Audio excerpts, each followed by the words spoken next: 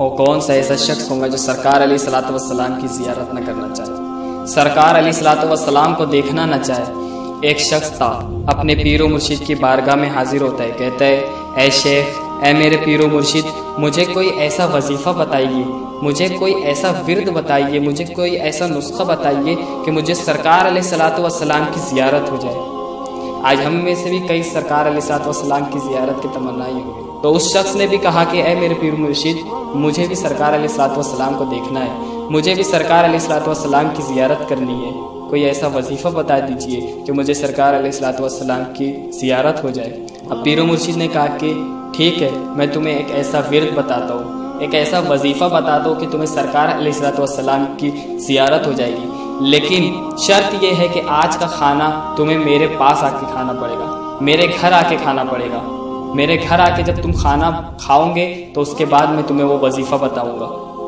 اب اس نے دن بھر بے چین تھا کہ مجھے پیر و مرشد کے گھر حاضر ہونا ہے اور وہ مجھے وظیفہ بتائیں گے۔ اب دن بھر تو بے چین تھا، جب رات کو حاضر ہوا تو پیر و مرشد کے گھر پہ کھانا پیش کیا گیا۔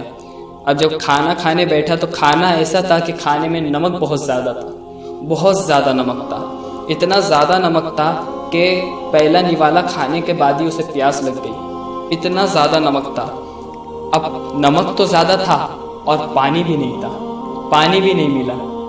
تو اب اس نے چونکہ پیر کا ادب کرنا تھا، پیر کی تعظیم میں اس نے پانی طلب نہیں کیا۔ اب اس نے کہا کہ اے میرے شیخ، آپ نے کہا تھا کہ مجھے ایک وظیفہ بتائیں گے، مجھے ایک ایسا ورد بتائیں گے کہ مجھے سرکار علیہ الصلوۃ والسلام کی زیارت ہو جائے گی۔ تو پیر و مرشد نے کہا کہ ٹھیک ہے، میں یہ وظیفہ تو تمہیں کل بتاؤں گا، لیکن آج تم یہ کام کرو کہ آج گھر جانا، پانی نہیں پینا اور گھر جاتے ہی سو جانا۔ اس نے کہا ٹھیک ہے، میں اس پر عمل کروں گا۔ اب وہ گھر گیا اور گھر جاتے ساتھ ہی سو گیا۔ صبح فجر کی نماز پیر و مرشد کی ابتدا میں ادا کی۔ جب نماز ختم ہو گئی تو اس نے پیر و مرشد کی بارگاہ میں جا کر عرض کی اے شیخ، آپ نے کہا تھا کہ مجھے سرکار علیہ الصلوۃ والسلام کی زیارت ہو جائیں گی، مجھے وہ وظیفہ بتا دیجئے، میں بے چین ہوں، میں بے قرار ہوں، میں سرکار علیہ الصلوۃ والسلام کو دیکھنا چاہتا ہوں۔ پیر و مرشد نے کہا کہ تو رات کو جاتے ساتھ ہی سو گیا تھا؟ کہا ہاں میں سو گیا تھا۔ کہا تو نے پانی پیا تھا؟ کہا میں نے پانی نہیں پیا تھا۔ کہا تو نے خواب میں کیا دیکھا؟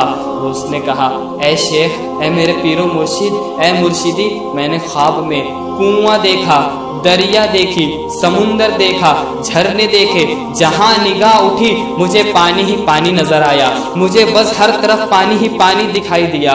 پیر و مرشد نے کہا کہ اے شخص سن کہ یہی وظیفہ ہے، یہی ورد ہے، یہی وہ نسخہ ہے کہ تو پانی کا سچا تمنائی تھا، اس لیے پانی نے خواب میں آ کے تجھے اپنا دیدار کرایا۔